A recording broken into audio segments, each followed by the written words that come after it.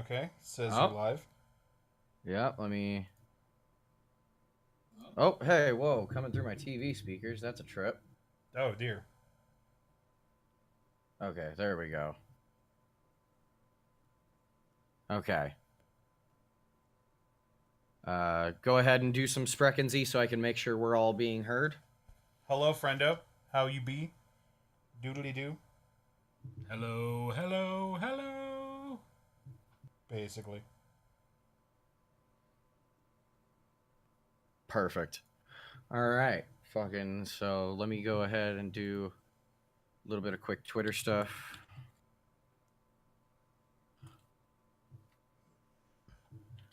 Because I'm a professional around here, and I do my fucking tweeting after the stream starts.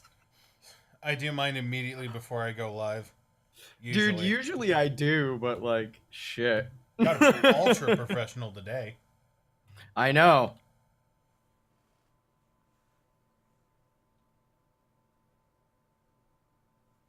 Actually. Yeah, there we go. Okay, it says you are now live, and I believe I got my Steam notification.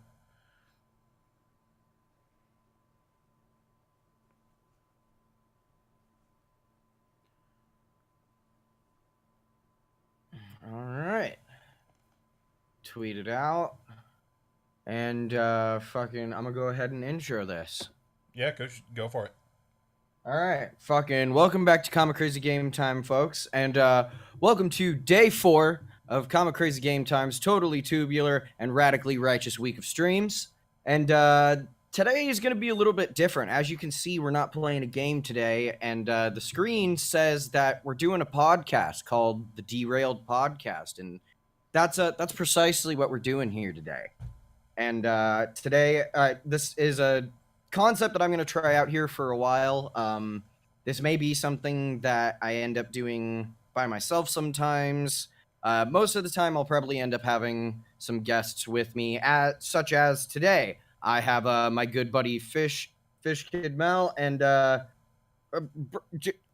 what should I call you? Are you okay with names? What's the deal here? We totally forgot to establish this. Do you want, like, real name? Do you have a preferred nickname or gamer tag? Or Let's go with Gigantor. I like Gigantor. For fuck's sake.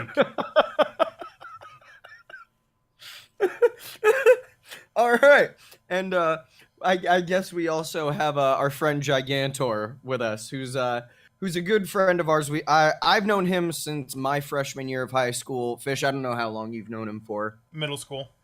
Middle school? Okay. Yeah, we graduated same year, and we've known each other since middle school. Oh, okay. Yeah, I've known that, and I've known the both of them since I was a freshman in high school. They were, you know, part of the group that kind of turned me on to all the cool shit that I like now. So. Boy, I tried to keep you out of trouble. If I couldn't keep you out of trouble, I tried to keep you safe. Oh yeah. Bitch, try me. On this fucking debut episode of a podcast, we're actually debuting it on a very interesting day, as we got a trailer for the next Star Wars movie in the... What do we call this saga? I still have not even figured out what to call it yet. I just call it the new trilogy. The new trilogy? The creatively bankrupt adventures of Mickey Mouse and friends. I.e. the SJW trilogy. Oh, boy. We're going straight out the gate with the Venom. So I assume you have some strong feelings about this. I'm going to let you start it off. But before we get into that, I just want to say you went a completely different direction than I thought you were going to, just starting off with the Star Wars, because it's like, oh yeah, very special day. Well, how about this? Happy birthday, fucker. Yes, today is my 24th birthday. I am no longer 23, the age where nobody likes me. I am just 24 now, where there's nothing really special going on. I'm just fucking broke. Just one more year until you completely lose the will to live, because that is adulthood. Oh yeah. I can finally rent a car and pretty much it. That's where it ends there. Fucking the next fucking The next fucking goal marker is AARP, and I can't lie, I can't wait to get there. Dumbass. The early bird diner special. Dude, you get some sick fucking benefits on AARP, man. Oh yeah. Oh, I'm not even fronting. My parents, man, they make gold.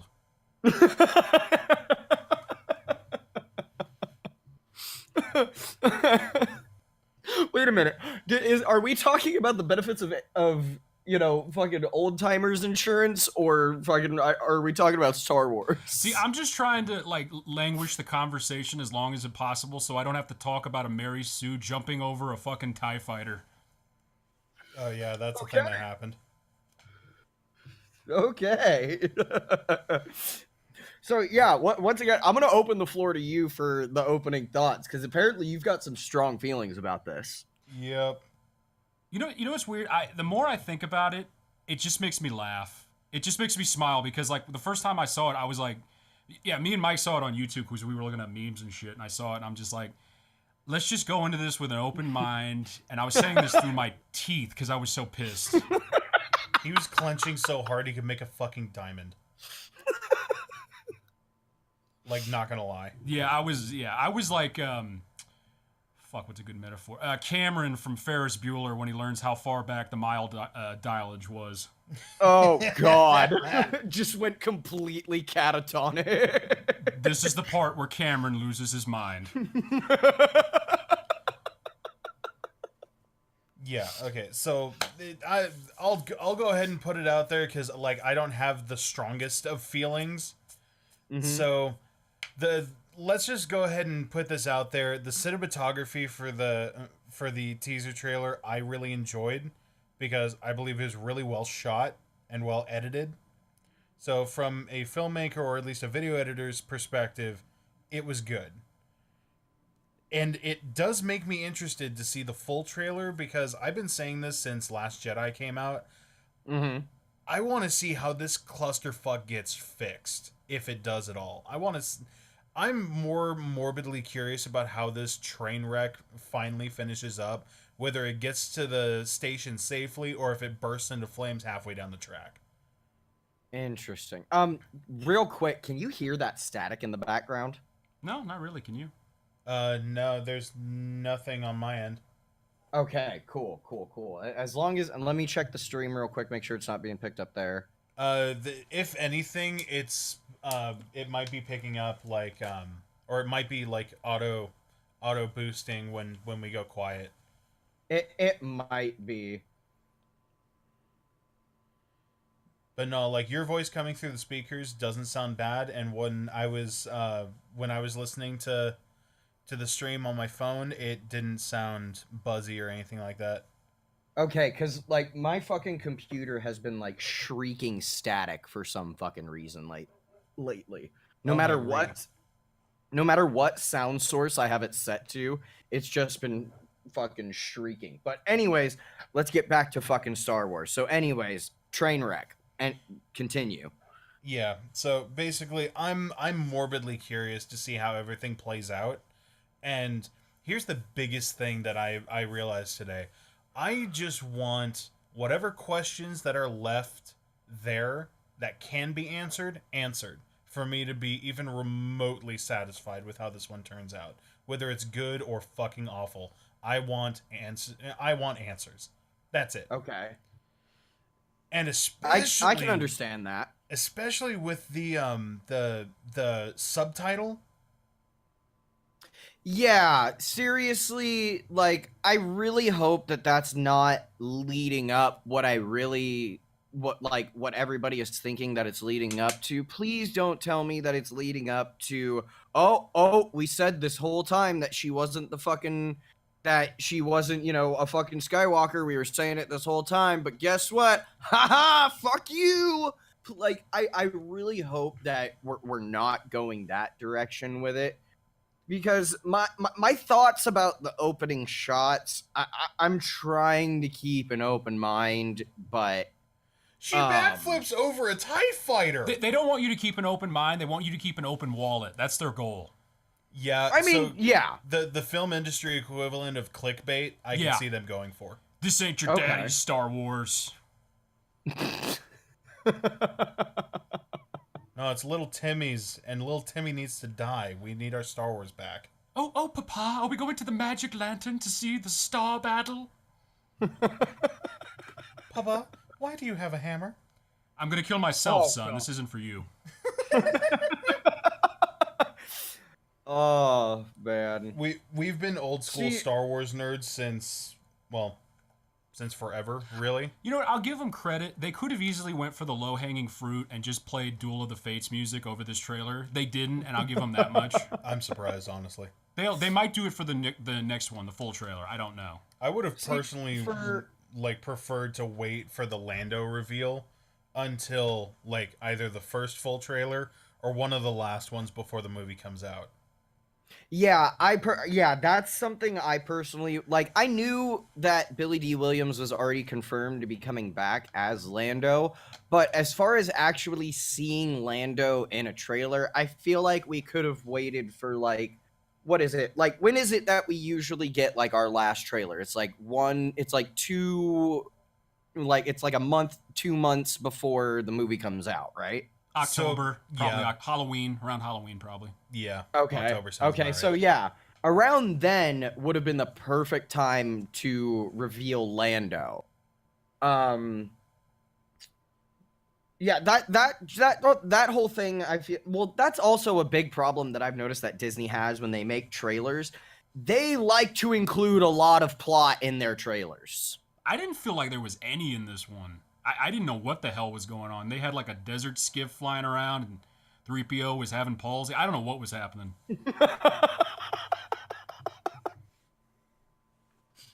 It gave us a lot of pretty shots, but not much else. Zero substance whatsoever. And it's this is the movie that just came after The Last Jedi. This is the one that needs the hooks to bring back the old guard. Seriously. Right. And I mean, if we're looking at other teaser trailers, for example, Infinity War, because we were talking about this earlier, Infinity War gave us a lot of shots that made you go, wait, what is that about? It gave us shots out of context, and made us think, wait, what is that?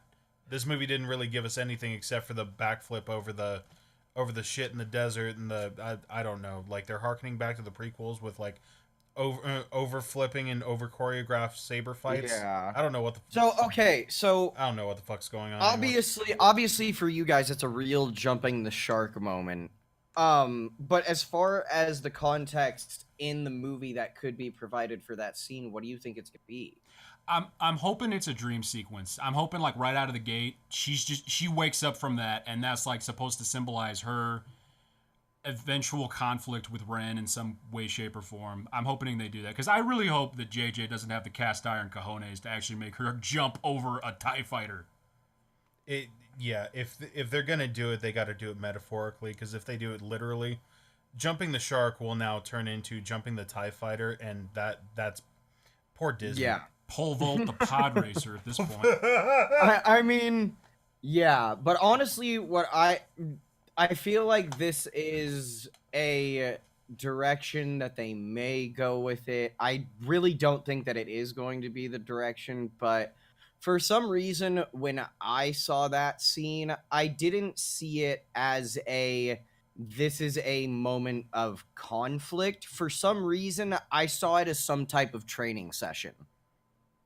Yeah, it could be some kind of mental stuff that Luke has given her, or I don't know what, or even going a little bit further down the fucking crazy hole, and maybe fucking Rey is coming around to actually learning some more of the Force from Kylo Ren, because at this point, as far as we know, they are the only two Force users in the galaxy, as far as they are aware. Yeah, but doesn't that feel and I felt this the same way with Force Awakens. I get this sense that Disney is trying to just shrink the size of Star Wars, because even as poorly executed as the prequels could be at times, you felt like it was a very rich and diverse world full of different things and different possibilities. George didn't take a lot of them, but they were there. Yeah, this trilogy feels very honestly empty. For me, I may be alone on this, but in my opinion, I hate the special editions more than I hate the prequels. That's fair. Yeah. I agree with that. Because the special editions is, George Lucas going in and being like, needs more of this fucking shit. And I'm just like, no. Like, it was fucking great the way that it was. Like, you didn't need to change a fucking thing. Yeah. I do want clarification, though. Are we talking about the 90s Gold Box Special Edition or the Blu-ray fucked everything and then some special editions? I'm talking about all special. I mean, I'm talking about the original 90s special editions, the ones that had the original changes, like fucking Greedo shooting first. Now, I'm not too upset about the Gold Box Special Editions because that's the one I grew up on. Like, I'm happy I saw the original, but it didn't change too much for me. But with the Blu-ray stuff, they just CG'd the hell out of everything, and that's what I'm most pissed about. But you got to admit that in the 90s, the Jabba the Hutt looked like a golem made out of diarrhea. I mean, he really, Yeah, that's what sold it, dude. Sold it? You got the doo-doo slug coming after you, like who would want to fuck with that? Slug. Don't fuck with the doodle slug. Why do I feel like that's Jar Jar's warning against dealing with all Hutts? Misa, see the doo-doo slug. Oh, Lord. Oh, my God. Can we please just talk about how... First, why is it that everybody wants him involved in this new sequel series? Oh, what Jar the Jar? fuck is up with that? Yeah, what the actual fuck is up with that? I just think that he's been shit on so much that it's kind of like gone around bend now, and now it's like he's reached some level of like he's hip to be square. I don't know. It's weird. Okay, for me, it's not about Jar Jar specifically. I want Gungan retribution. Seeing a Gungan Sith would be amazing. And not this Misa Misa bullshit. Like, I legit feel bad because I like Jar Jar. I do. Don't fucking at me, but I like Jar Jar. I always have. And I feel really bad for the actor. I'm so sorry for I continuously forget his name. I do feel for the actor. Yeah. I He do got absolutely shit on. 100% feel for the actor. He got shit on bad. Oh, yeah. And I feel so fucking bad for him. Nobody deserves that. Same thing with The kid who played Anakin. Yeah, he got fucked on. Badly. or Kelly Marie Tran, right? Yeah, Kelly Marie Tran. Yeah, I may not care seriously. I may not care for Rose as a character, but I'm not going to shit on the actress. Yeah, I don't know how much of that is bullshit though. I think some of it was real, some of it wasn't for her. Will I admit that she's a fucking idiot as far as characters go? Like, what the fuck? Who the fuck? Okay, that was honestly one of my biggest issues with The Last Jedi. Being why vengeful? the fuck? Why? No, not even that. Why the fuck do you cock block the greater sacrifice? Seriously. Yeah, I was going to Why get do you to that. do that? So Why? Justifying vengeance, yes, that's fine. Wanting revenge for her sister is fine. Everything that happened on the casino planet didn't need to be there, and if it did, Unnecessary. Prioritize the slave children, not the horses. Llama ponies. Yeah, Like big quotes, horses.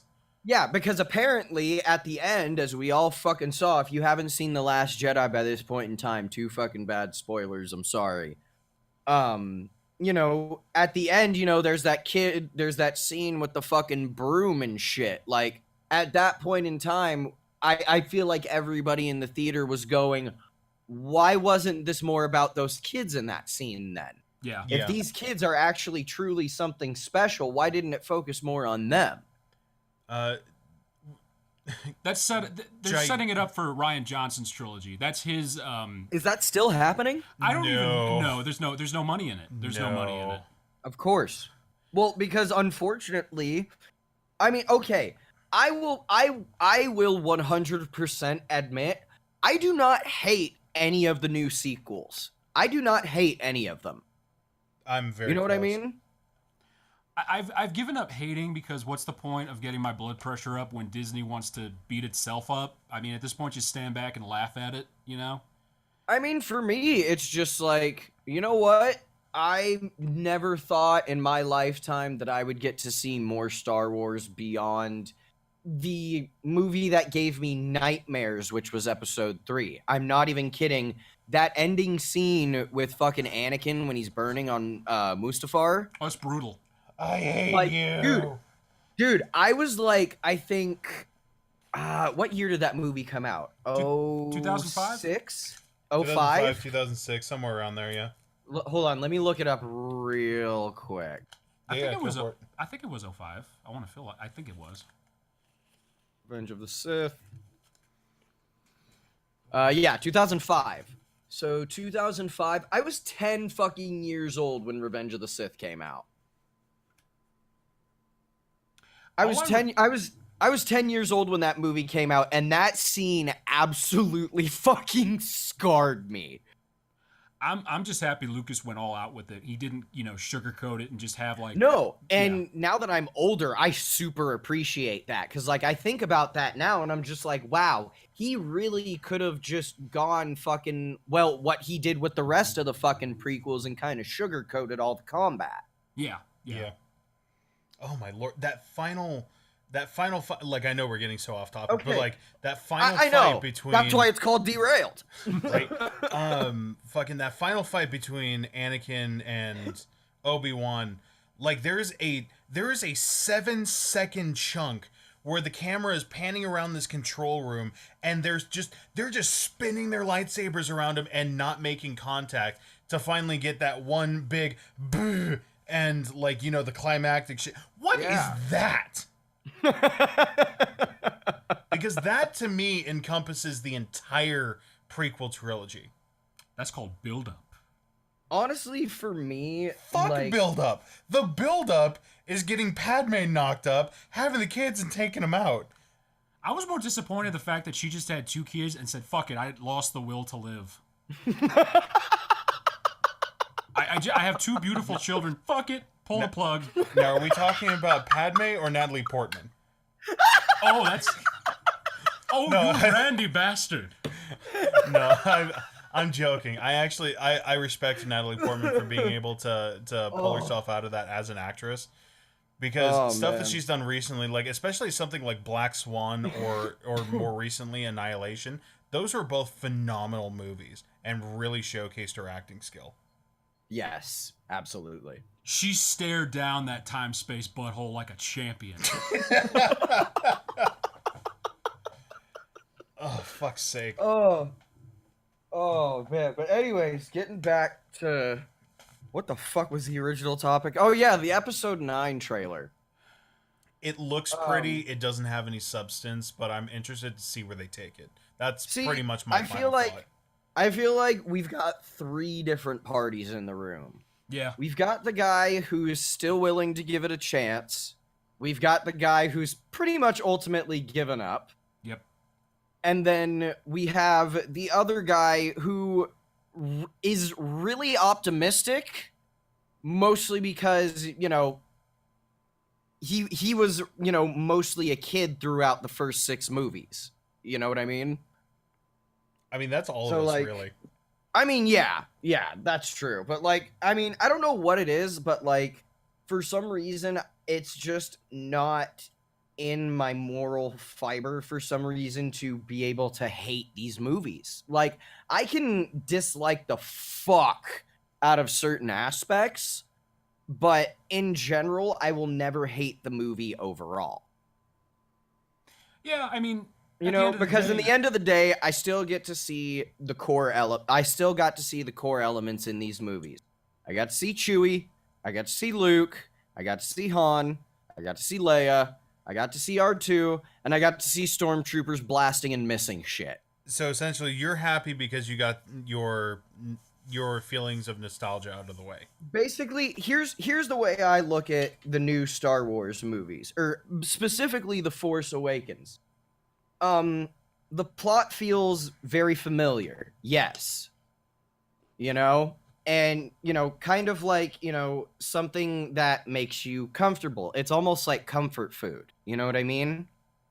It was essentially a rehash of A New Hope, so I completely understand that. Exactly. That's exactly what I'm saying. Is like for me, The Force Awakens was kind of like a reintroduction, a fucking hot, steaming fucking plate of fried chicken, just comfort food. Yeah. Like, You know? when you were a kid, did you ever eat kids' cuisine? Remember those little like freeze-dried Oh, dinners with fuck the yeah, penguin? dude. Fuck yeah. That's what this shit is. That's what this trilogy is. It's a nice, classic kids' cuisine. The pudding and the chicken nuggets. That's that's home to some people. I had the nuggets. I had the dessert. I didn't touch the rest of it because it was all gross veggies. Oh, you didn't eat the corn? Yeah. Fuck that, dude. Fuck corn. Don't Dude, at me. okay. Was I one of the only people who never actually had a problem with the corn accidentally getting into my pudding? Oh, I love that shit, dude. Yeah. Okay. That's like a bread So I'm pudding not kind the of a only thing. one. Dude. Fuck both of you. It's like a white trash bread pudding. Exactly. Y'all are fucking gross. Dude, it's all going in the same goddamn spot. I mean, literally, it you. looks the same going in as it does coming out. Practically. I dare you to walk up to my mom and say that shit because she's one of the most hardcore don't let my food touch people in the fucking world. She will. Oh my god. She will bitch slap you to the next century. I bet there's been a lot of lovely Thanksgiving dinners with situations like that. She knows how to work her plate. But if somebody else handles her plate, she won't fucking touch it. She'll use like the stuffing as like a mountain pass or something like that, like a reinforcement. She's like, I will do it dude, my fuck goddamn yeah. self. Fucking dude, when Thanksgiving comes around, I got fucking trenches on my plate. So are you the take sides kind of dude, or are you the one stuck having a picnic in no man's land? What do you mean? Like when shit hits the fan during the family dinner, are you picking a side or are you just staying out of it? Oh, dude, I'm the guy who's fucking sitting there anytime someone's like, medic! I'm like, here's a fucking eye patch. See what you can do with that. That's me. Throw him a canteen of iodine. Good luck, fucker. Yeah, exactly. It's like, fuck the Medic, Democrats, fuck the incoming! Republicans. Yo, can we agree that Star Wars is going in the wrong direction? Oh, my absolutely. god, yes! So one of the really big things that everybody's talking about this trailer is the fact that we hear Palpatine's laugh at the end of it. Is that what that was supposed to be? I think That's it was. exactly what that is. Because think about That didn't feel right. Okay, so think about the shot, the dialogue, and then the following sound effect. We have Luke saying, "Nobody's ever gone." We have a very wide-angle shot of a wrecked Death Star, presumably being the second Death Star which the Emperor perished in, and as far as I know, when it comes to like force energy and shit like that, locations like that typically tend to be very strong with it. So I believe we may see Palpatine's ghost manifest. Actually, I'm gonna go ahead and cite a Jack Fragg's tweet from earlier today, and this now if it turned out like this, I would be somewhat interested, only because we've been talking about this for fucking ever. He says, all right, hear me out. Rey was created as a Force experiment by Palpatine using Anakin Skywalker's blood, therefore a relative, explaining why she is so powerful, and then goes for a casual chat with Palpatine's Force ghost in the wreckage of the Death Star. And then follows it up with, or Palpatine is actually alive and used, like, quote, time-traveling doors. Introduced in Rebels. Yeah, they introduced time travel in Rebels, and the first thought I had in my head was, "Oh, god damn it, they're going to use this in the movies in some way, shape, or form." I'm sorry. When did we ever have time travel in Legends? I don't believe we did. We might have. We had a couple of like going faster than light speed and then ending up in the future. By the way, I have to hold down vomit every time I say that. Yeah, that is bullshit. Absolutely. What, the term Legends? Yes. It's like you go out and you buy the Thrawn trilogy and you look down and it says, "Oh, by the way, this bullshit ain't canon. Legends." To which I say, fuck you, Disney. Yeah, seriously, like, Disney, what the fuck? But hey, fucking real quick shout out to fucking Xbox. Hashtag not spons for fucking throwing us all these old school fucking LucasArts games for free. Oh, Right? That was nice. That was, yeah. Like, dude, so far we've gotten Jedi Academy, Republic Commandos, and the OG Battlefront 2. Yeah. And Two of those I already bought, and I'm kind of pissed about. Rip. And I picked up KOTOR 1 and 2 on my system as well. I need to pick those up too. I want to say they're $10 per. And if you have the OG, like the disc version of KOTOR, that works too. Yeah, I know. Fucking our good buddy Drunk Gamer Plays has the disc copy, so he's able to just play it straight off of that. Actually, when I come up to visit, I can bring mine if you want it. Because I don't have any use for the disc because I have a digital copy. Bro, fucking hell yeah. Alrighty. But the last thing that Jack said was, he did say specifically to Anakin, to cheat death is a power, only one is achieved. But if we work together, I know we can discover the secret. So Oh, God. cloning? Now I'm just thinking of Dr. Manhattan with Ian McDiarmid, and it's creeping me the fuck out.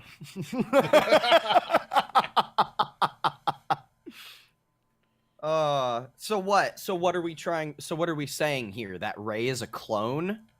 That is the possibility. I mean, okay, going back to Legends, from what I understand, Because I do believe that the cloning facilities did continue to run in secret after the Empire took over, because they tried using clones, but for some reason they just that's one thing that's always bothered me about Star Wars. They still had the access to the genetic soldiers, yet they opted for any fucking Joe Schmo in the galaxy. Well, it took Can 10 somebody years to explain grow that to them. me? Yeah, it took about a decade to grow and teach them in order to be a proper fighting force. And I figured Palpatine's just like, look, I got the Empire. I'm just going to conscript a shitload of troopers. we'll train them on the fly. They're good. They're good. Yeah. Okay. And now in this new series, we've kind of gone back. They're not clones, but they are pretty much bred to kill. I mean, yeah, more or less. I mean, they're taking his kids and then basically indoctrinated into the shit, which is, it's funny watching. Holy fucking shit! They're turning Star Wars into Halo. Yeah. More or less, yeah. You want to Jesus eat, son? You fucking got to kill Christ. some rebels. Oh my fucking god! Burn in holy fire! All right, Badger. Dude, that's not even Badger. That's just the fucking game. Yeah, but still, that's very prevalent in Badger videos, which I know you've been watching, dude. You're welcome for introducing you to that channel. Dude, they're just absolute gems. But yeah, as far as the new movie goes, I think I'm gonna have to see more. But as of right now, I'm keeping my my hopes high, because for me it's fucking Star Wars, and especially because I feel like this one, I'm almost like, no matter what, like, I can't believe I'm actually saying this, but like, I think no matter what, I'm going to like this movie out of respect, simply because it is the last time we're going to see Carrie Fisher as this character. Fair. That is totally fair. You know what I mean? Just because, like, we have to, like, completely, like, think about this. Like, after this, like, she's actually gone. Like, fucking, actually, there was a thing that Family Guy did recently that actually really warmed my heart. They did a bit where they literally called up every single fucking character that Seth MacFarlane has ever created. And Peter goes outside on the front lawn to see everyone, and he's just like, holy crap, everyone's here. Wait a minute, so that means... And then fucking basically Force ghosts of Mayor West and Angela appear. Aw, Nice. That's nice. Yeah, I was like, okay, that's a really fucking wholesome moment. Like, I like that. Adam West as a Force ghost sounds fucking awesome. Right, dude? Like, can you imagine, like, fucking Adam West coming to you in the middle of the night as a Force ghost and just not even really giving you some fucking helpful advice, but just saying some shit? Oh, he would have 0 pearls of wisdom, and it would be funny as fuck just to hear whatever he had to say. It's funny you guys phrase it the way you do, because from what I Like, understand, oh my fucking god, dude. from what I understand Why of his didn't we ever sexual get Adam West in escapades Star Wars? during That was a the mistake. filming of the Batman series, like coming to me in the middle of the night and enacting his pearls of wisdom. Oh, did I totally lose you on that one? No, I'm sorry. I was getting to my bit. I didn't hear you. What happened? Hello? There he is. But anyway, you were saying pearl chain of wisdom or whatever you were going for. Hello? I can hear you. Can you hear me? Oh, for Christ's sake. Hello?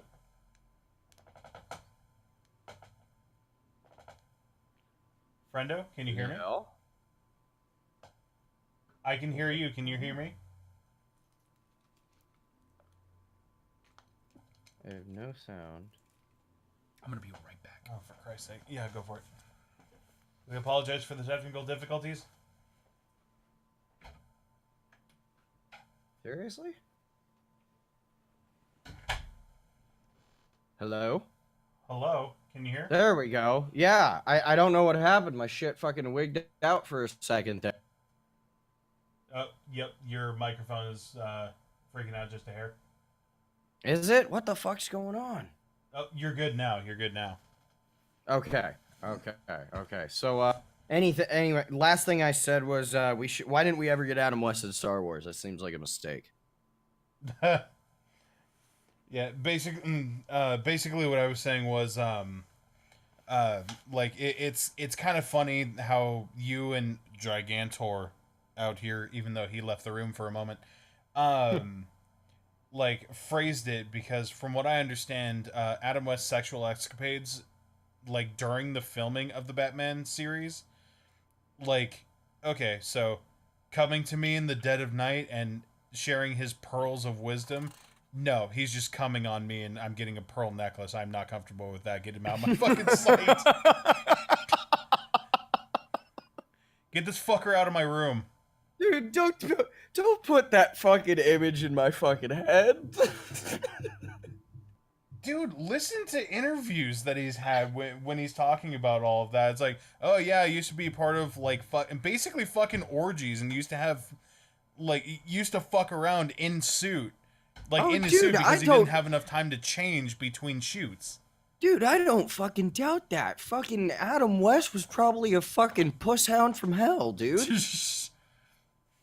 Dude, he was Adam fucking West. Like, emphasis on literally, like, hey baby, you want some Adam West penis? Is probably a real pickup line that he used and it worked. That's fucking awful. Like, holy shit. Fucking Adam West, rest in peace. You are a true legend. Don't come on me. Yeah, Said please do not. Please don't.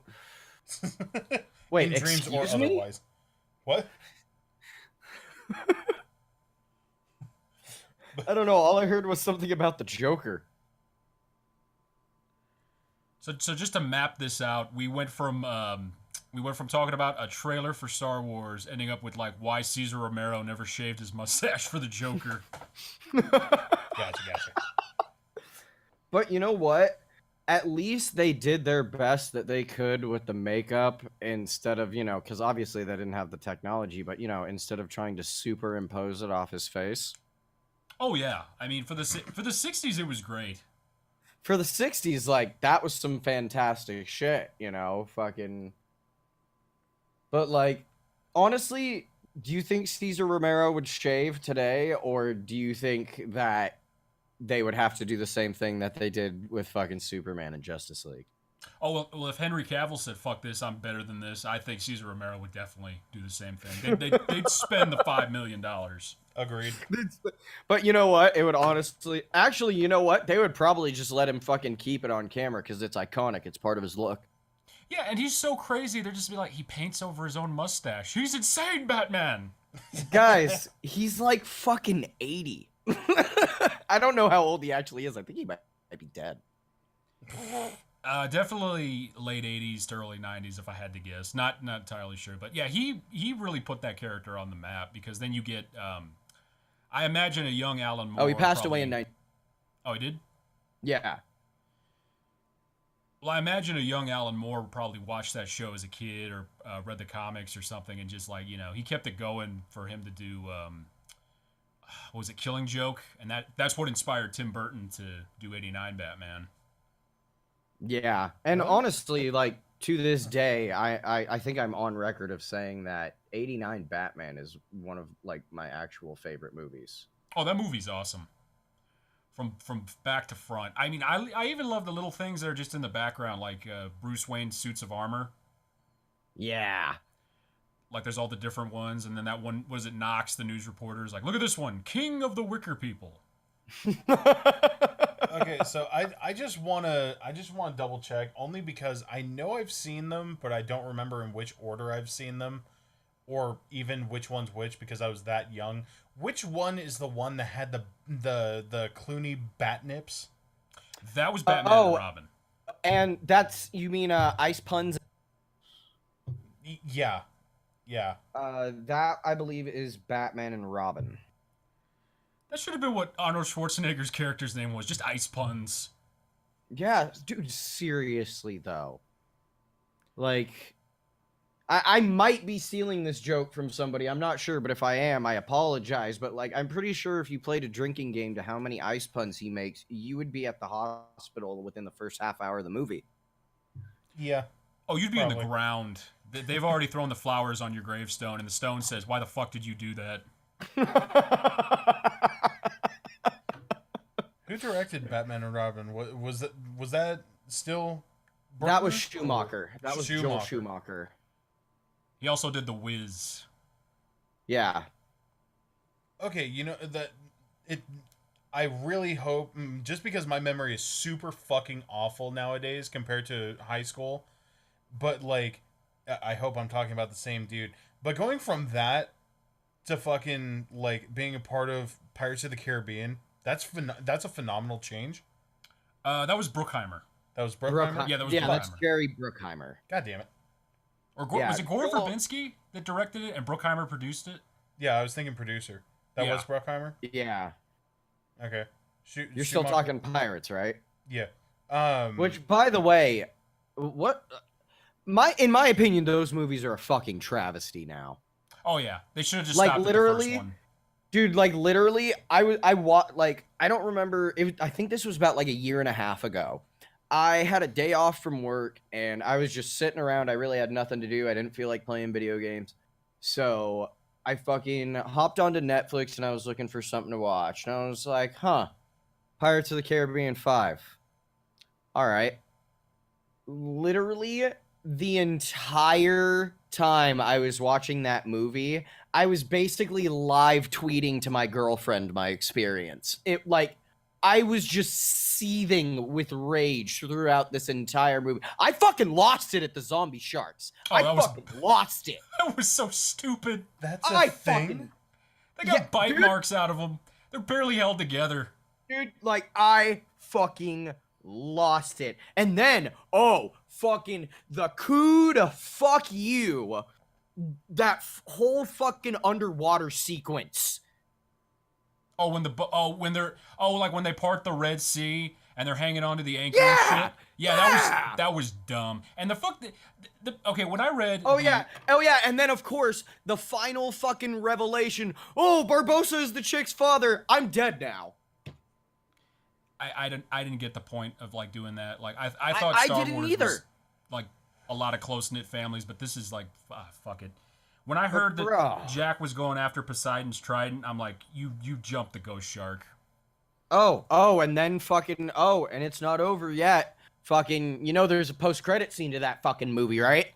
Oh yeah, it's like, oh, Davy Jones might be alive, or is he? Or is it Barbosa's the new Davy Jones? Like, who gives a shit?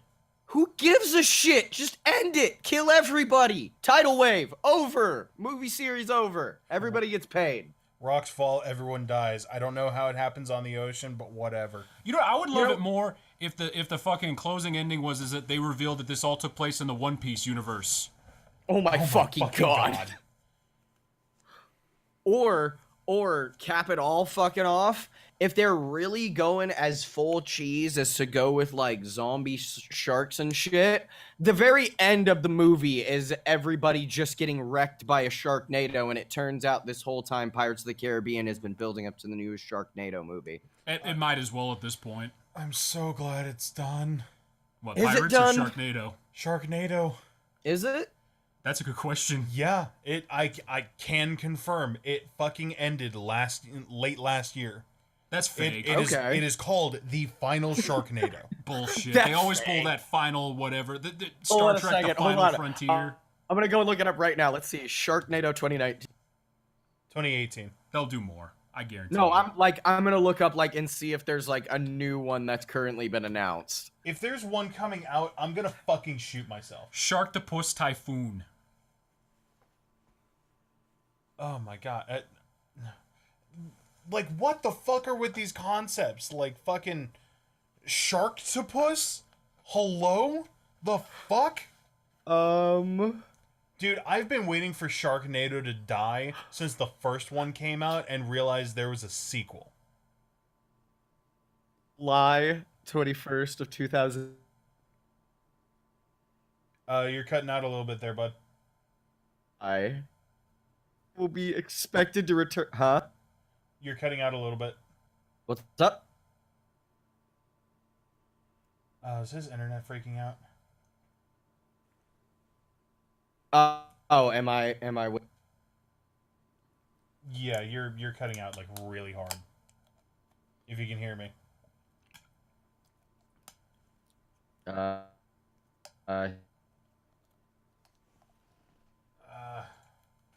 Fuck that. Okay.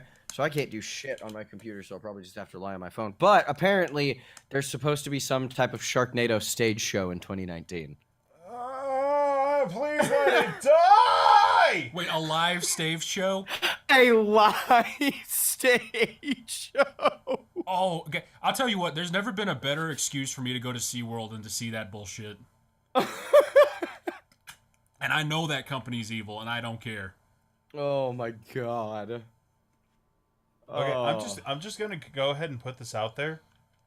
Kim Jong-un, if you're listening, like, nuke us. End us. What? Now. Whoa! Could you at least no, find a better no. excuse than the Sharknado live show? Pick a better. Come on. End me.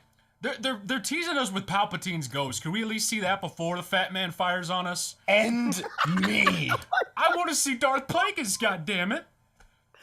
Oh my fucking god. Yes, and I want to see the pearly gates. Fuck all of this. You know, St. Peter's gonna say you jumped the gun. Or jump the Sharknado. Yeah, I'll jump the gun, then pick it up, and then blow my fucking brains out. Like, what is this bullshit? It's a meme that made into a movie franchise. Pretty much. May as well yeah. have been. I mean, hey, at least they haven't made another emoji movie yet. Yet. Don't you fucking jinx us. Well, I really don't think they're not going to make another one. That thing failed so horribly that the concept is just scrapped altogether. Technically, they did. It was called Ralph Breaks the Internet. Oof. Yeah, I heard that. I never actually saw that, but I heard it was good. So I haven't seen the first one, so for me it's just like villain turned hero is now hanging out with Disney princesses and finding out what memes are. That's essentially what the movie is for me. I mean, that honestly sounds like what the movie is. Like you just described the movie. Also, what the fuck Disney with making fun of the Scottish dialect? Well, I mean, you know, they've had it coming. Actually, I don't know what I don't even know The what. Scots have had it too good for too long. For fuck's sake. But yeah, like no. In at the very least in the trailer when I continue forgetting names, but The on the Pixar tip of your ginger nipple? heroine. yes is Jesus fucking Christ. is explaining her backstory to the other Disney princesses, and they all just kind of look at each other, and it's like, did anyone know what she just said? It's like, oh, fuck you. Yeah, that's not okay. It's really not. Like, that's messed up, Disney. What the fuck? But shouldn't no, have let's freak out over the fact that in the second trailer, fucking Tiana was 2 shades lighter than she was in the first trailer. Let's freak out about that instead. Is Did they that really legit? Did they freak out about that? Really? Yes, people freaked out about that because in the first trailer, I guess they came out with one trailer and then they came out with another trailer, and in the second trailer, she wasn't as dark as she was in the first one, and people lost their fucking minds. Okay, now that's hardcore, like, Oh my lord! Because who they don't know how cares? animation works. Things are constantly changing. right? But like that, 3D animation? Are you fucking kidding me? You gotta work with actual shadows and shading and with the fucking detail Disney goes to in these movies. yeah. Like, are you fucking me right now? You really want to try to call out Disney for being racially insensitive in 2018, 2019? Are you fucking me right now? Yeah, maybe back in like the 30s and 50s when cigarettes were considered fucking healthy for you and shit like that, you know, and it was okay to fucking treat, you know, fucking black people like they were nothing. Yeah, you could have given Disney some fucking shit. But in 2018, you can't. You just fucking can't. If Disney's being insensitive towards anyone, it's towards the fans. Yeah, that's true. Because it feels like they have a blatant disrespect for fucking everybody that goes to see any of their movies nowadays, with the exception of Marvel. Well, because that's Kevin Feige. That's not like that. That's not Disney themselves. That's Kevin Feige. Yeah, the issue with Disney is Bob Iger, he runs the whole company, but he basically lets the individual branches be run by other people. So the reason why Marvel's kicking ass and taking names for the most part is because Kevin Feige, even as formulaic as some of the standalone movies can get, they're Can consistent. you imagine where we would be if Michael Eisner was still around? Oh, fuck. We wouldn't even get to Thanos. Who's this purple prick with the Prada jewelry? Get this shit out of here. This ain't Disney. Oh my fucking god. Basically, by now we would have gotten to 2003's Incredible Hulk and fucking killed ourselves. We would have gotten to Rise of the Silver Surfer by now if Michael Eisner was still in charge. Jesus fucking Christ. God. What a world.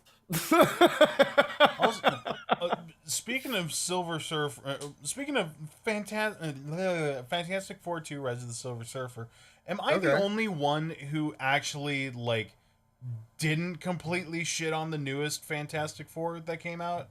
It was a few years back, but, like... You're talking about Fan 4 Stick. Yeah. I didn't see it, but I honestly had no interest in it. I actually liked the original two movies. Believe it or not, I actually did like those movies. I actually preferred Rise of the Silver Surfer over the first one. Just because I feel like introducing characters like the Silver Surfer and Galactus was like, oh, okay, Marvel's not afraid to actually really show the big bads of the Marvel Universe. That's not Galactus, though. That's a galactic queef. Yeah, that was the smoke monster from Lost, and there's actually a funny story behind that. So the moron that ran Fox at that time, who neutered the X-Men... So the moron who ran Fox at that time. Oh, yeah, the Jagoff's got a name, too, Tom Rothman. So Tom Rothman... Fuck. He's the guy that basically said the reason why Galactus was a smoke monster was he said, and I quote, America doesn't like giant robots. And then like 2 fucking years later, we got Transformers. And the first one made like $700 million goddamn dollars. Dude, we got fucking Transformers. We got fucking Pacific Coast, Pacific Rim, you dipshit. Pacific Rim. That's the one I was thinking of. You complete and utter jagoff. Hey, Pacific Coast could be a David Lynch movie. Oh no, Pacific Coast would be like the Transmorphers of Pacific Rim. Fuck's sake. But like, fucking, we've got, we got Transformers, we've got Pacific Rim, we've got Real Steel, we've got all these fucking movies based on robots all of a sudden. And, people don't like giant robots. Yeah, we got fucking tired of them. Well, actually, we got tired of Michael Bay. Yeah. Actually, if anyone wants to argue against that, I'll go ahead and throw out fucking Power Rangers into the fucking ring. Praetorian, thank you for the 11 biddies. Dope. But yeah, fucking anyone who grew up in the late 80s, early 90s with fucking Mighty Morphin Power Rangers, we don't want to see giant robots fighting. Fuck you. No, yeah.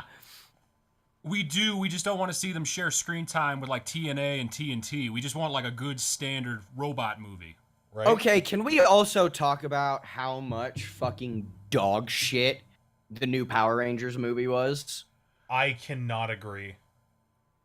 I enjoyed it. Them's fighting words. He actually loved the shit out of it. I really did. Do not come at me with that shit.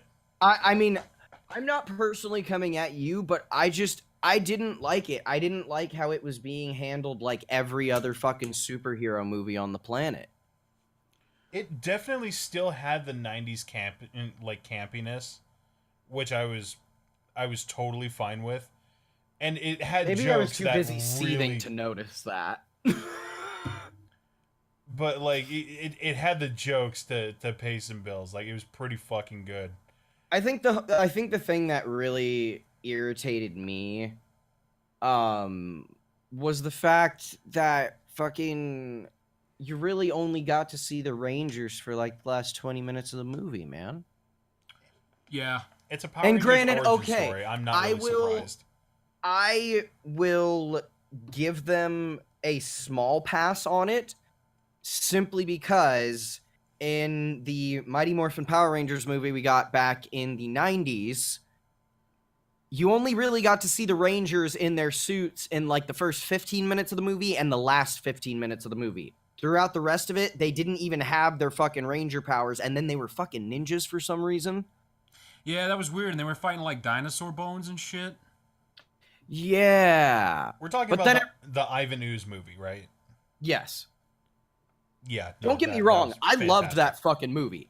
I loved it. But it also fell to that same problem of they were rarely ever the Power Rangers during that flick.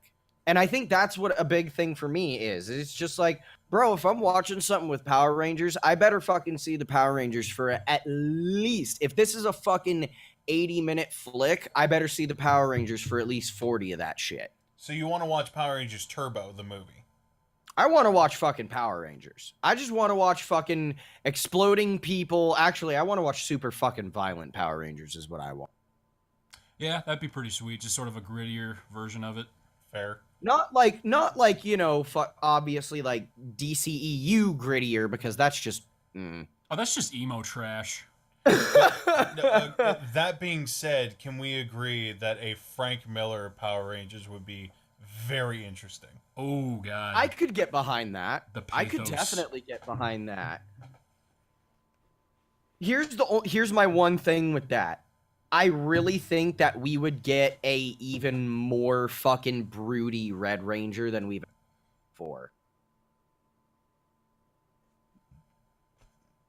Oh my god, they would make like Kimberly like a prostitute that like she strips by day, kills by night. She killed her dad, fucking.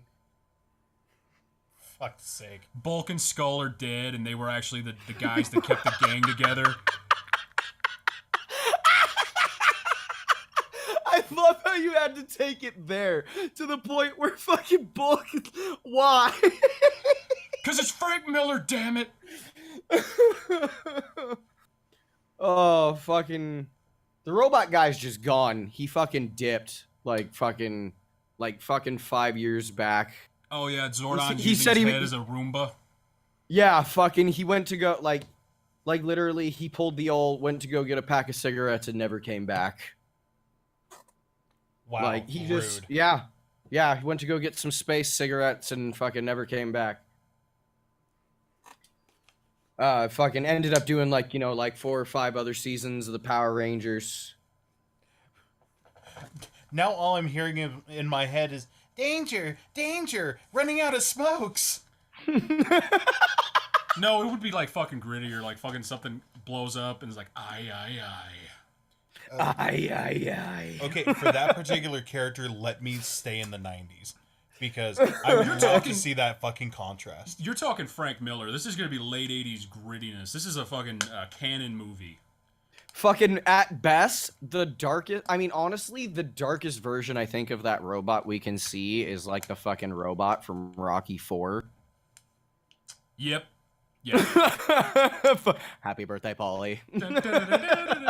Yeah. Fuck's sake.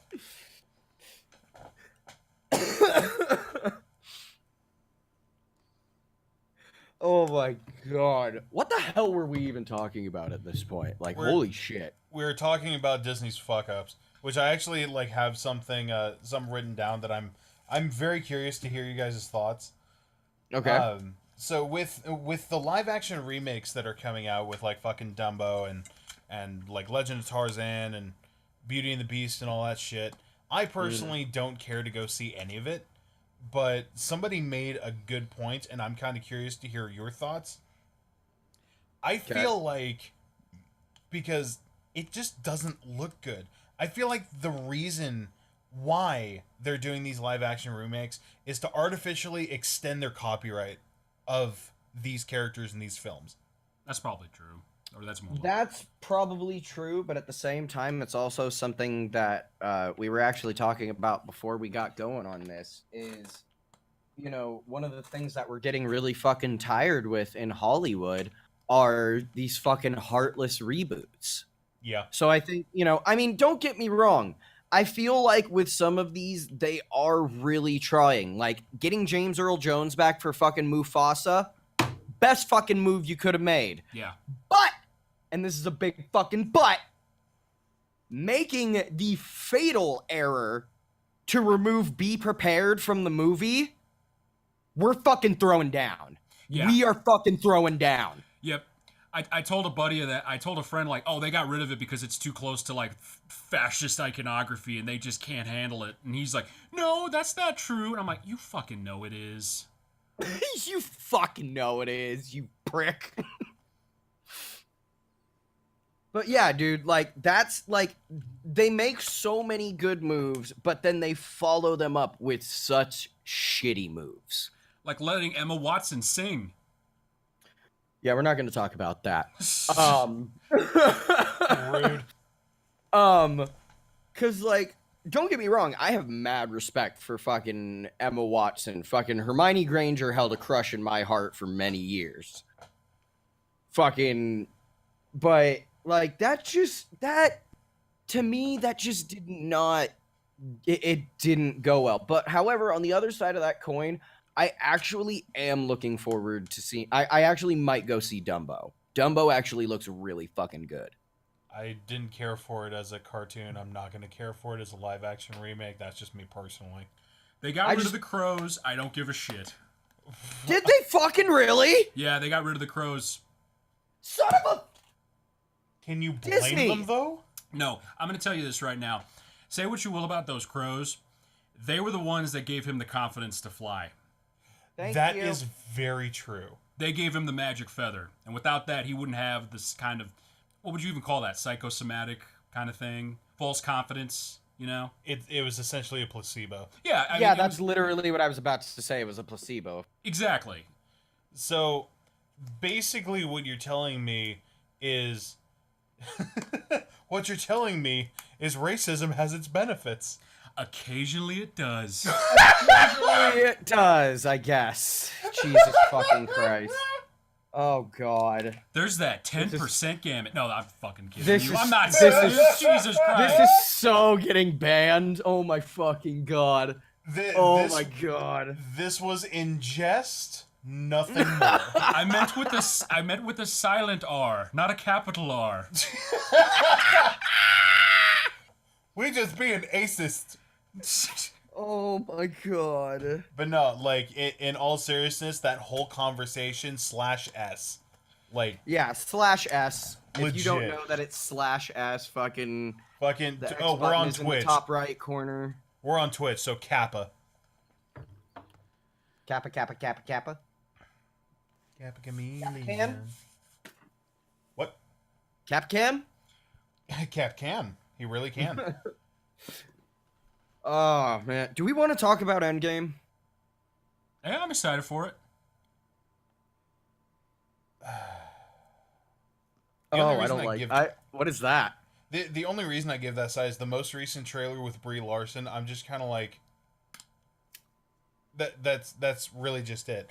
I don't feel like there's any reason to knock her as an actress, but there are a couple. She's a great actress. But there's a couple of things that she's done as a person that are kind of like, wow, I'm not sure you meant to take it there, but you really did take it there. I am not too Yeah. happy with that. And the movie just looks shit. I never thought I'd say that about a Marvel movie, but I'm really not interested. The only biggest reason I'm going to reason- see it is for Endgame continuity. That is it. Yep, I'm gonna go see it for Endgame continuity, and Kevin Smith and Mallrats get a shout out. Oh, really? Okay. Yeah. I might add that. And of course the Stan Lee tribute. That actually is one of the best things to go see it for. I've heard it was a very tasteful tribute. Okay, that's good. That's good. God, every like in memory of that I've seen for Stan Lee has made me bawl like a fucking child. Oh yeah, same. See, Like- for me, okay. Into the Spider-Verse was one of the hardest ones. Fucking don't say anything. I know. Dude, I literally feel like the worst fucking Spider-Man fanatic on the planet because I still haven't seen that fucking movie, dude. You what? You need to get on that shit right now. I think I might rent it tonight, honestly. It's worth it. Do it. Do it. Do it. I'm Yeah, a I think I'm gonna Fairweather rent fan, it and I tonight. fucking loved it. I think I paid over $100, actually over $200 in total with snacks and everything, going to see it 3 times in theaters. Jesus. Yeah. Yeah, I need to. Yeah, I think I might rent it tonight after we fucking wrap this up. Yeah, fucking do it. It is. It deserves that fucking Academy Award. All right, I'll definitely. Now I'm definitely looking forward to it. I mean, I've been looking forward to it. Fucking announced, for Christ's sake. Yeah. Uh, Oh my re. It just blows me away that Sony had that in their back pocket. I mean, they were see, able for to me, just... I think Captain Marvel for me is going to be another Black Panther. Yeah. Whereas I simply don't have any interest in it just simply because people tried to take whatever fucking socioeconomic trend they could latch onto and shove it down your throat with this movie. And same thing goes with Black Panther. You know what I'm tired of? I'm tired of them doing that, but beyond You that, know what I'm really tired of grind- getting like- angry about that shit too. Like, I just don't care anymore. Wait, what? I'm sorry. I mean, I'm tired of them attributing causes to movies, but beyond that, I'm just tired of getting mad at it. I don't even... It's a movie. It's good or it's bad. See, and that's my whole thing. And it's just like, let me go see the fucking movie. I don't care what the fuck, this movie may be. Okay, yeah, it's the first solo fucking woman's, character movie in the universe. But we already have fucking several very well-established fucking badass female characters. You don't need to fucking latch on to this and fucking push it in our faces. We've already got fucking dope-ass women in the MCU, Captain Marvel is just joining the ranks. Yeah, and legit, I thought that we would have a Black Widow solo movie explaining more of her backstory than what we got in Age of Ultron. I honestly don't think we're ever gonna get it. We might get a Netflix, or I guess now it's like a Disney Plus series where it's like her meeting Clint and joining Shield, and then maybe we could have the Winter Soldier in there somewhere because he did shoot her, I think, at one point. Yeah. Fuck. Okay. So yeah, Disney Plus definitely probably would door. So. Speaking of which, what are you guys thinking about that? Like, what the? You know what? If they take everything from the Disney Channel and put it up there, and they take all of their original movies. See, I think the cutoff date for their movies is going to be around The Great Mouse Detective, because after that movie, that's when they started catching their stride with Little Mermaid and Beauty and the Beast and all that. So I think they're going to cut it off right when it gets good, just to not to fuck with people, but just to be like, we're putting it behind a paywall. No, but they are gonna reel us in with the Marvel movies and the Star Wars movies, because literally, I don't know if you've seen it, but like the first image of Disney Plus that's been revealed, fucking you can see A New Hope right there on the fucking screen. It'll be the original theatrical editions, because now that they own Fox, they have the rights to distribute that, and yeah. You mean I can finally watch my proper fucking Star Wars again? Yes. Instead of having to fucking try to catch the fucking God knows what special edition on cable. Whenever I'm around cable. Yeah, at this point, you got to go to your grandma's or your aunt's, who owns a VCR, and you got to watch the old VHS tapes at this point. Pretty much. Bro, I think my grandparents still have the old VHSs, because I remember one summer, I think, when I was in like middle school, I found them all and I fucking watched them. I watched those and the fucking Indiana Jones VHSs. Yeah. I don't care what anybody says. Last Crusade will always be my fucking favorite. That had the perfect ending. They all rode off into the sunset. It was. I think it was. It was one of the best, if not the best, Indiana Jones movie. But my personal favorite will always be Raiders of the Lost Ark. Yeah, that's the best one. I would say descending order of like what came out theatrically, but I think I love Temple of Doom. I don't give a shit if. No, yeah, I honestly kind of want to rescind my statement of Last Crusade, because I'm sitting here thinking about Temple of Doom and I'm like, no, I fucking love Temple of Doom. Which is funny because most people I hear say it's the weakest of the three. They're just saying that because Kate Capshaw screams throughout the whole fucking thing. Oh yeah, fucking literally the joke that they make in Family Guy is accurate. Lady only here because she humping director. I mean... And it's true, because I'm pretty sure she was humping Spielberg at the time. Oh, yes, yes. Speaking honestly, of though, Spielberg, it did result in one of the best lines in cinema history, which is, "We're not sinking, we're crashing." It's one of my favorite fucking lines in cinema history. Yeah. See, and that's the time where I look at nitpicks in movies and I'm like, I don't give a shit if their little lifeboat or their dinghy or whatever that fell out of that plane would have exploded when they hit the snow. I don't care. It looked awesome. And yeah, another one of my favorite lines is just like the scene where they're in the room where the ceiling's coming down on them and the spikes, and like she has to reach into the hole with like the snakes and the creepy crawlies and shit to turn it off.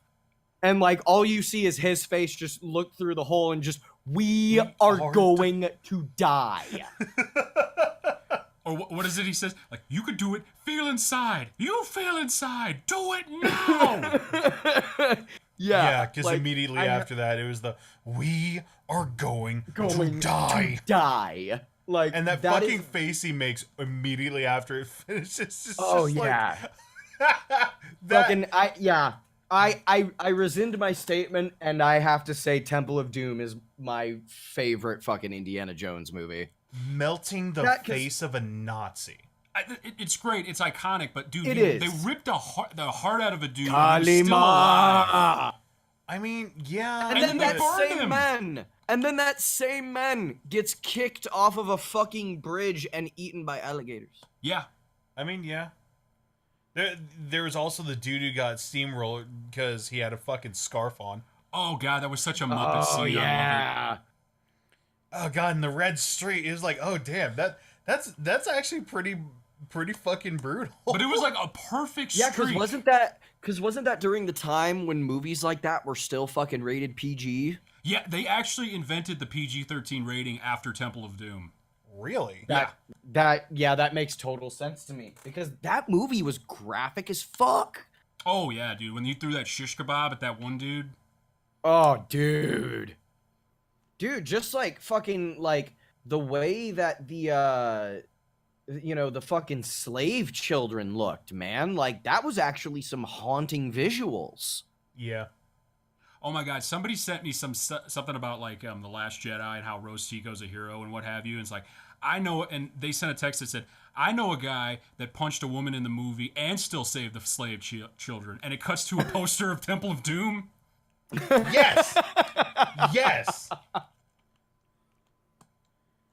Yeah, that's pretty fucking great. Oh man, I love Short Round too. Meanwhile, Man. so dude, Short Round is honestly one of the best side companions. That's the only thing I will be okay with if they actually do another Indiana Jones movie is if they bring fucking Short Round back. If they bring fucking Short Round back as like a fucking adult, I would actually fucking die. Played by Donnie Yen, and Short Round is now a badass. God damn it, you stole it from me. Ha!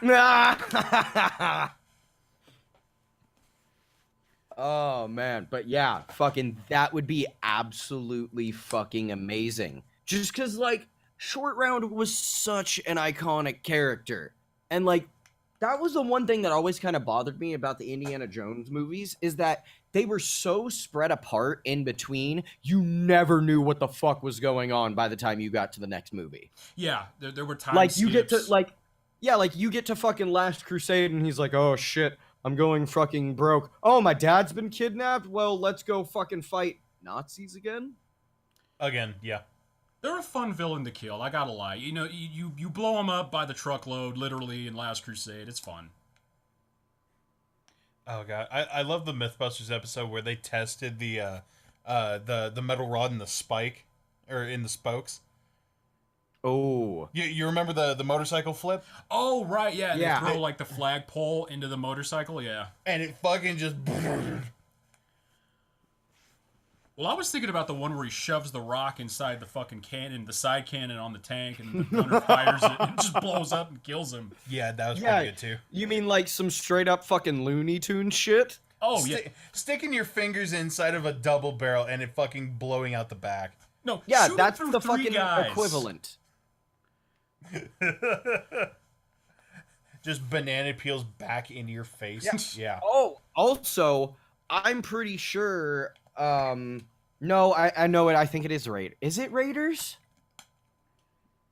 Is what who where? No, I think Temple of Doom is the one that has the scene where the guy's like doing all the fancy fucking swordplay with the scimitar, and then fucking Indy just pulls out his pistol and caps him. That was Raiders. Is that Raiders? Yeah. Yeah, the entire reason okay. all of that happened was there was an elaborate, like, holy shit choreographed fight between Harrison Ford and that dude, but Harrison Ford got fucking, like... Dysentery. Was it dysentery? I thought it was holy like shit. just severe food poisoning. It might have been food poisoning, but I think it might have been it might have been food poisoning. I'm not sure. Either way, Bro, like, that man's been through some shit. stomach cramps, like awful like BMs and that sort of stuff. He was like, I'm just gonna get this shit over with. So he whips around and just fires off the gun, and the dude drops. One of the best improvised bits that Harrison Ford's ever done, aside from the I know. Yeah. Yes, I that know is is still one of the my best. absolute favorites. Well, actually, that exists because Irvin Kershner, who directed Empire, basically, they kept doing the line over and over again of him saying, you know, I love you too, and it just never felt right. So he just said, Harrison, just do whatever you think is right. Just don't even think about it. Just do it. And Harrison Ford gave Han Solo the most Han Solo quote ever. Yep. Oh fuck yeah. Because that's exactly what you would think when you think Han Solo. You know what I mean? Like he most definitely does love Leia, but he's not gonna fucking say that. Especially not in front of basically the entire fucking Empire, and not especially fucking Boba Fett, who's about to go take his ass to fucking Jabba the Hutt. Yeah. You know what I mean? So he's not about to fucking say that. And you can tell by the look on Leia's face in that scene, like, oh, I get you, motherfucker. Like, right. you just want to see macho in your last moments. All right, I see you. You know, that kind of reminds me of they're doing a remake of Aladdin, which is pissing me off because I recently rewatched the Whole New World sequence. Yeah. And there's a scene in that where I guess they're like flying over Greece or somewhere. And in the movie before that, when he was just being his kind of like his street rat self, he passes her an apple, like he rolls it off his shoulder and bumps it with his elbow and hands it to her. Right. He does the exact same thing when he's in the Prince Ali getup on the carpet. And he does that, and she notices it, realizes it's him, she's happy, and then she looks over at him like, oh, I got your ass. And it's all in the span of just like a few seconds, and that's the kind of stuff that they used to do in the Disney movies that I really respected. And I feel like they're going to completely forget that shit and just be like, he hands her an apple. And it's like, oh, 10 scenes later, she figures out, holy crap, Aladdin was Ali the whole time. Yeah, he just killed Jafar. Where was your first clue?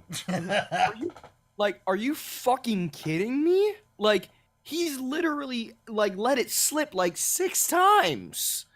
Right. God. And is it just like, have you listened to Jafar speak once? I get no menace from that dude playing Jafar. Dude, it's just like, seriously, what the fuck? What the fuck? They went from a great Disney villain to just some dude who works at the anthropology store. I mean, I don't know what the fuck, you know. I've been actively avoiding any and all trailers because I don't want that shit in my life. Oh, dude, you got to see the newest one. He goes full Fresh Prince, Majin Buu style. Why you gotta do that? Why you gotta plant that shit in my head? Why must you do this to me? Now you're seeing Kid Buu breakdance. Oh, man. Actually, I mean, I think I saw that already once before. Fucking Pretty sure some fucking kid kicked my ass on a Dragon Ball Z game. Did some weird shit like But yeah, fucking, like, I don't want that kind of negativity in my life, so I'm actively avoiding it. I don't blame you, man. And this isn't even, like, post-Wild Wild West Will Smith, where there could be, you know, like, a crumb of credibility left. Yeah. This is, like, after he's been dabbling with Scientology. Like, I don't know what he's been into lately. Like, guys, like, don't get me wrong, I have the utmost respect for Will Smith. Yeah, like, me fucking too. Suicide Squad, he was honestly one of the best parts of that movie. He really was. Yeah. Him like and, that exchange between him and the fucking fire dude where they're just getting in each other's faces. Fucking, I was rolling. I was fucking rolling. Yeah, El Diablo 2 was actually one of the better characters because I felt like he actually had a fleshed out backstory. And then they fucking killed him with fire of all things. Oh, yeah. Well, I mean, at least he got some fucking development. Yeah. Mm-hmm. Maybe James Gunn will bring him back. I mean, they brought back Groot, right? I mean, yeah. Fucking... Yeah, they did do that. Fucking shit. Oh, man. Fucking... But yeah, like... what's going on, DC? way too much. Oh, did you see Zack Snyder? He did like an interview recently, and he just went full angry, like on the whole audience. Like he's just like, if you don't like Batman killing people, and you don't like Superman carrying the weight of the world on his shoulders, he basically told everyone to fuck off. Oh, wow. He basically took like Grant Morrison's All-Star Superman, which is the one where he actually takes time out of his life to, and he's dying, by the way, in the book. He goes and saves a kid who's about to jump off a building and just hugs the kid until he gets off. Huh. And it's just like, when you look at that, you're like, this is Superman. This is the character I grew up with as a kid that represents, you know, peace and the ideals of altruism. And then you look at Zack Snyder's Superman, and especially that scene where he's dragging the oil tanker through the ice with the big chain. Yeah. And I'm looking at that and like, okay, dumbass, you have heat vision. Just fly over and melt a fucking path for him. Yeah, what the fuck are you... Honestly, that's what I hate. That's my biggest problem with the Zack Snyder movies. These are the most destructive versions of these characters I think I've ever fucking seen. And, you know, I know the fucking stereotype is, oh, fucking superheroes are fucking irresponsible. There's a whole fucking series based around it. It's called Civil War. Read a fucking book. Yeah. You know, fucking, there's a whole fucking series based around it. But seriously, these are the most fucking destructive versions of Batman and Superman I have ever fucking seen. And that includes Injustice. Yeah. Well, Yeah. it practically is Injustice, and I would argue that Injustice's popularity is due in part to those movies. Dude, honestly, Injustice is better than those fucking movies. Oh, no, they are, but, like, the movies act like trailers for them. Dude, honestly, though. Honestly. Like, especially, like, I don't know if you've played the second one or, like, seen the story at all, but, like, it's literally about Superman taking over as a fucking demigod, essentially. Which I kind of like that idea in theory, but I always loved. Did you ever read the comic Kingdom Come by Mark Waid and Alex Ross? No, I've never been a big DC reader. I've really honestly been exclusively like a Spider-Man reader all my life. Well, Alex Ross is his art style is amazing. I mean, he just paints these characters like nobody else.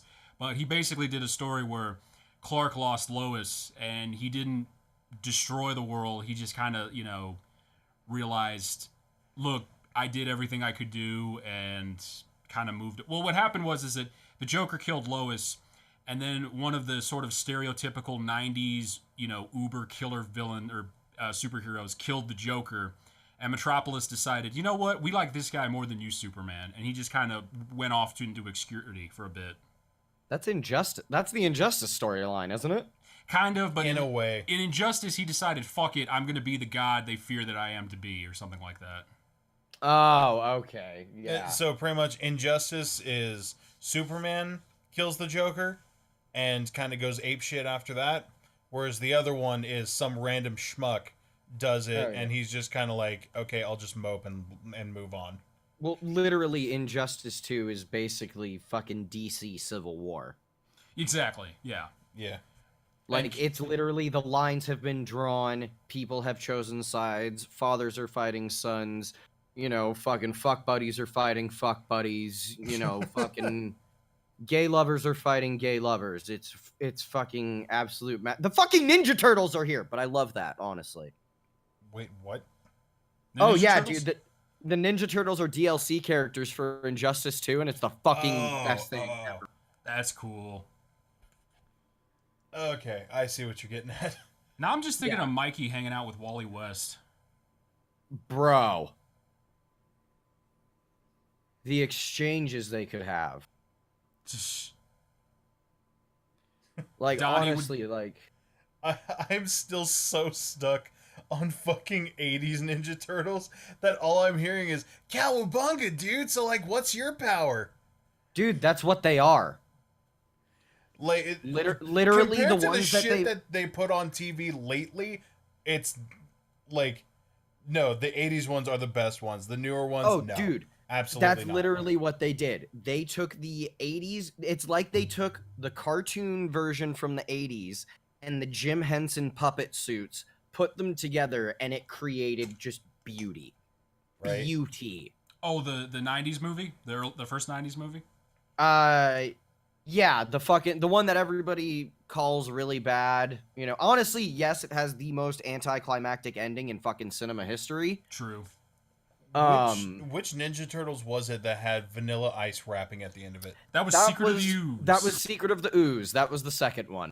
Honestly, I love that movie. Yes, is kind of a throwaway, but I love it, and that is honestly probably one of the most fire opening sequences I've ever fucking seen to a movie. They didn't have their weapons in that. Didn't they just fight with whatever they could get their hands on? Yeah, they were just fighting with fucking anything, and the fucking music that was playing and shit, fucking like, I fucking loved it. Yeah, it looked pretty fun. And it was weird that they didn't have the rights to, what was it, Bebop and Rocksteady, so they had to come up with Toka and Razar.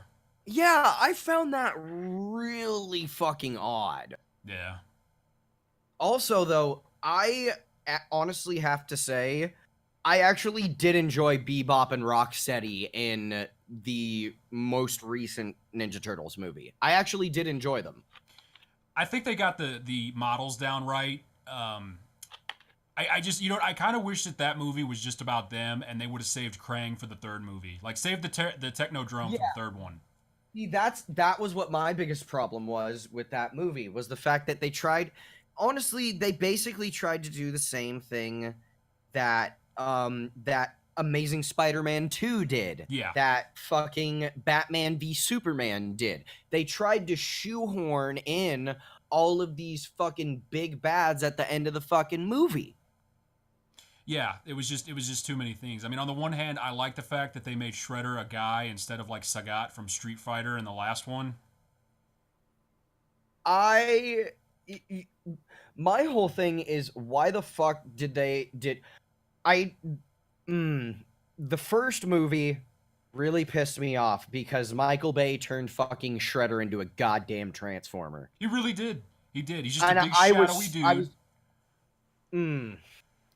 I really didn't bother because from the very get-go, I know it's not the case now, but from the get-go, turning the Teenage Mutant Ninja Turtles into fucking aliens. Oh, they dropped that. Yeah, thank God. Yeah, they dropped since that though, I've said fuck it. Yeah, I do not give a flying fuck. Personally, I've watched it, and as far as the action sequences go, they are very well done. The voice acting is phenomenal. I think I've talked to you about this before, but Johnny Knoxville is actually the voice of Leonardo in the first one. I think I remember that, yeah. Mm-hmm. But that's actually really fucking good. And yeah, like I said, the action sequences are they're Michael Bay, so the action sequences actually aren't that bad. You know what I mean? They're not.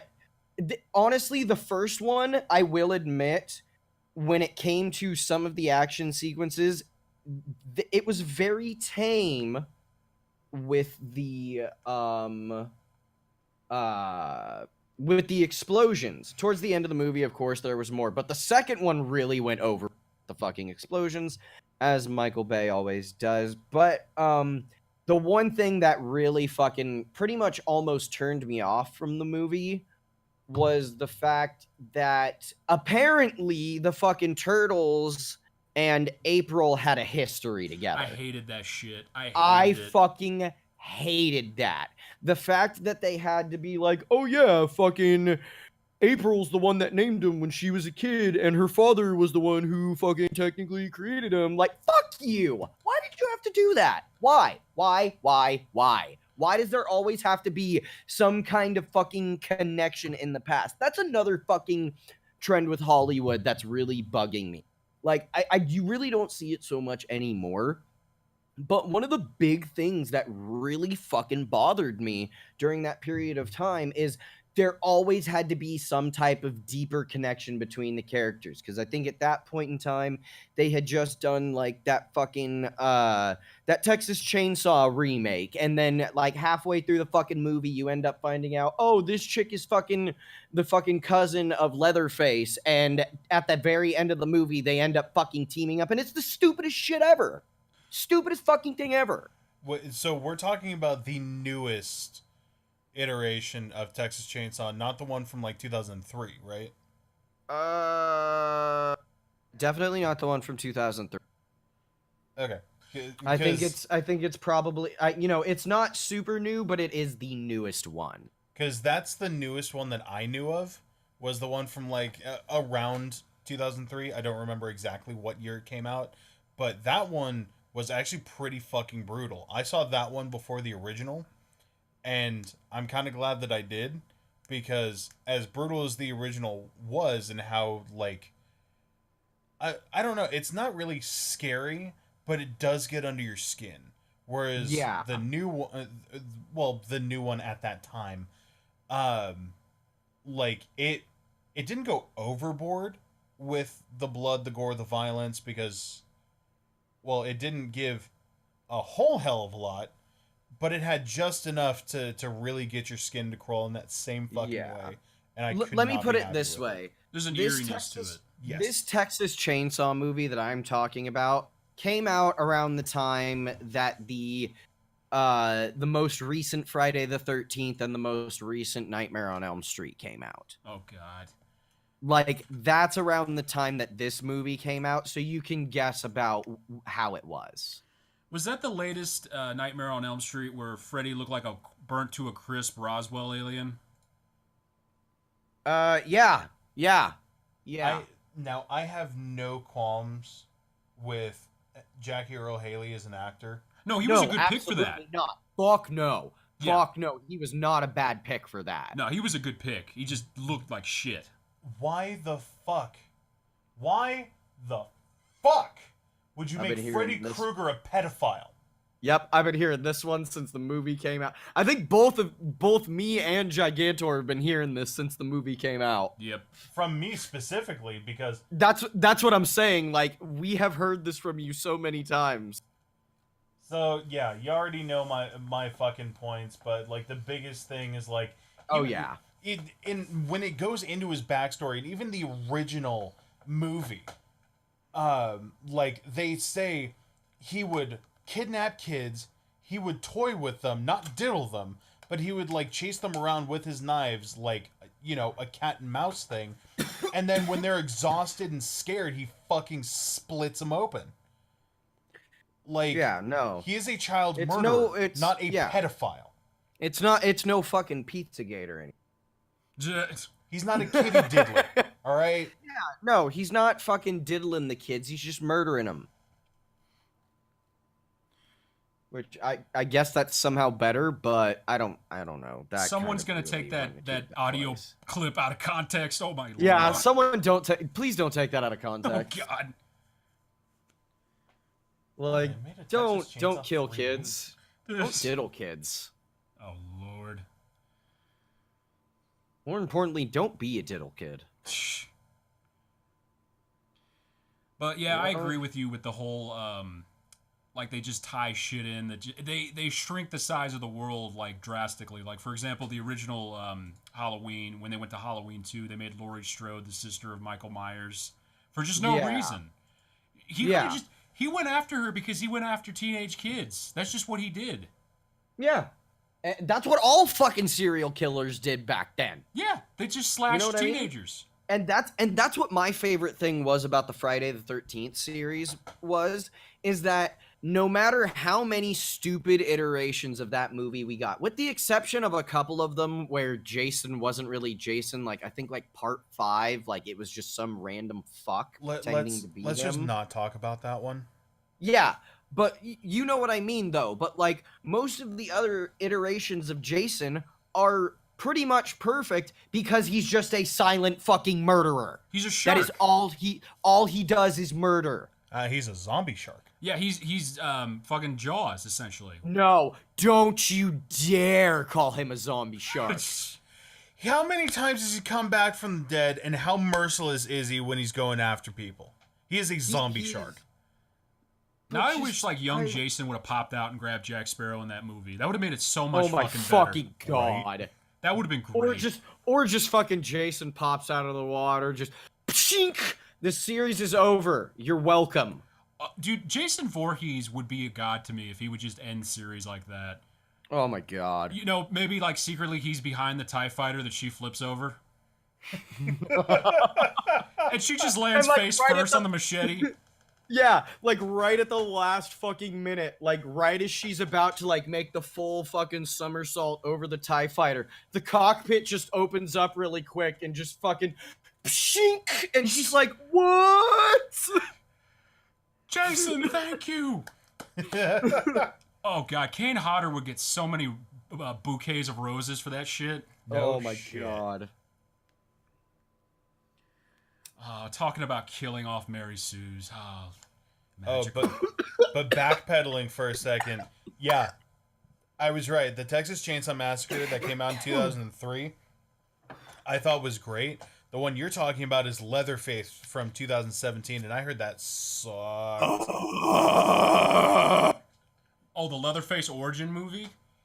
No, it wasn't an origin movie. It is.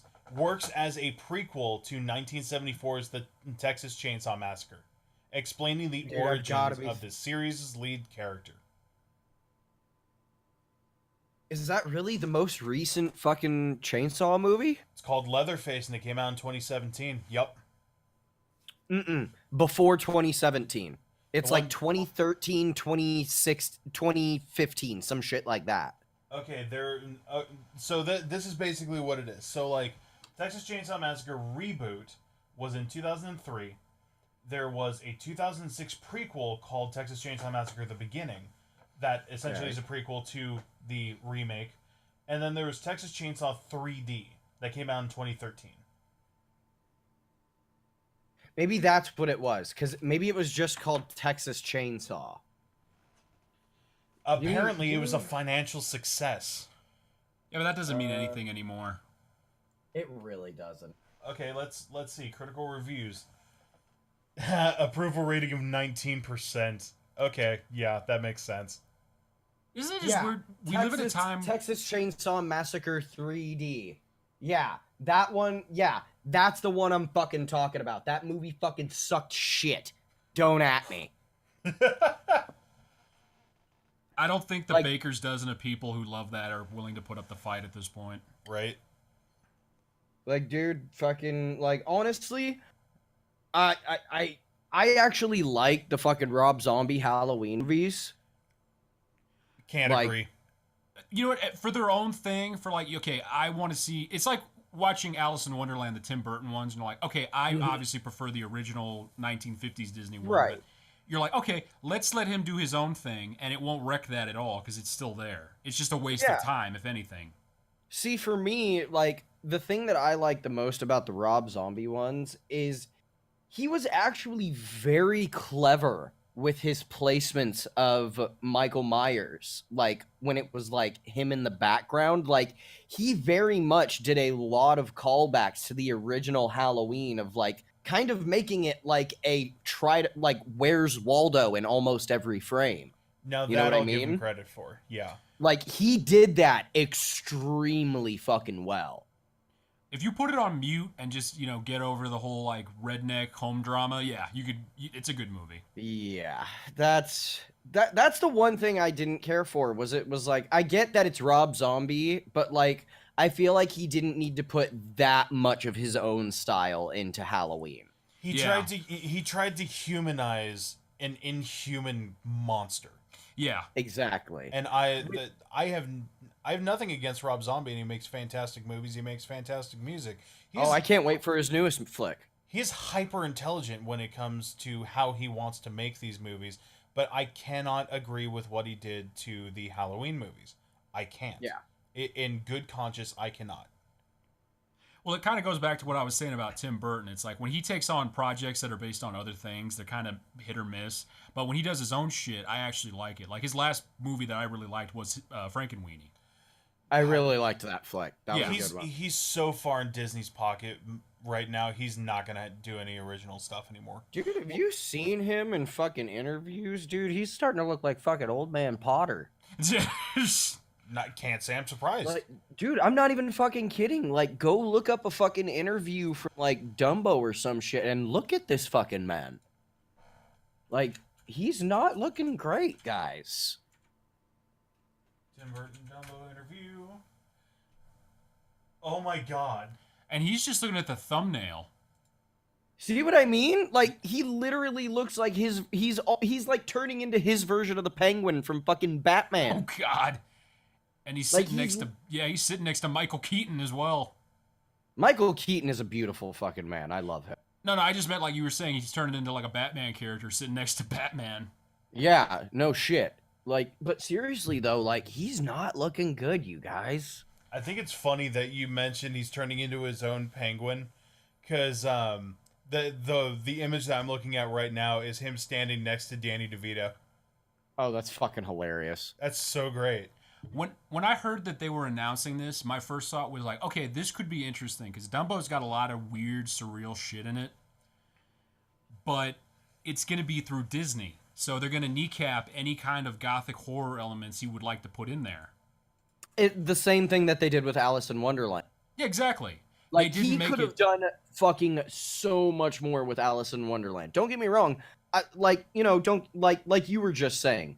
I like Alice in Wonderland, but I prefer the 1950s version, Yeah. you know? But like there's so much more I know he wanted to do with that movie besides, you know, what we got. Like cuz like I think the closest that we got to Burton's signature style in that movie was the moat full of decapitated heads. Yeah. Yeah. Like that was the closest that we got to a true Burton moment. And I don't even Yeah. know how he convinced them to get that in Yeah, there. I'm on. Yeah, like I think like me and Mike were talking about this recently. Like fucking, I think like we all went and saw that together, right? I think we did. Yeah. What was that? 2010? 2009? 2000. Yeah. 10? Yeah, it was right before you guys graduated. Yeah. That was right before prom. Right. So yeah, we did all go see that together. And I remember fucking looking over at Mike at one point, and I was like, dude. Okay, that I remember. Yeah, I do Yeah, remember like that. looking over at you during that scene with the moat, and we're just like, holy shit. And she's got to like scrape off. She like landed a foot in one dude's mouth, and she had to like scrape Yeah. off on his cheeks like some of his blood or something. Fucking, you know, I think that all kind of stuck with us, because I think I remember seeing Gigantic staring at his chicken salad like, I don't know if I can do this, guys. Oh yeah, don't think I forgot those chicken salads, motherfucker. Oh god. Yeah. I did get reamed for that. Yeah. Well, yeah, because we would always be, you know, getting like these fucking artery clogging burgers, and be like, oh yeah, I'll get the chicken salad. I'll take the watercress and an egg cream. But no, if we okay, so fucking if we want to see if Disney will actually go all out when it comes to like weird shit in a remake, I want to see them redo Pinocchio. Ooh. Yeah, And that like would be good. The book Pinocchio, where he actually gets hung. Yeah. Well, I can tell you right now, It I ain't can gonna almost happen. guarantee. Well, no, not that, but I can almost guarantee you that we're not going to get to see the Uzi scene. I can guarantee you that's going to get cut. That's the entire reason why I'm pitching it. Yeah, that's literally like that's going to be the scene that gets cut. That's going to piss everybody off. Kind of like what they're doing with every fucking Disney movie, like Yeah. fucking with the Mulan remake. They're fucking getting there's not going to be Mushu or fucking Make a Man Out of You, the fucking song that we all fucking love.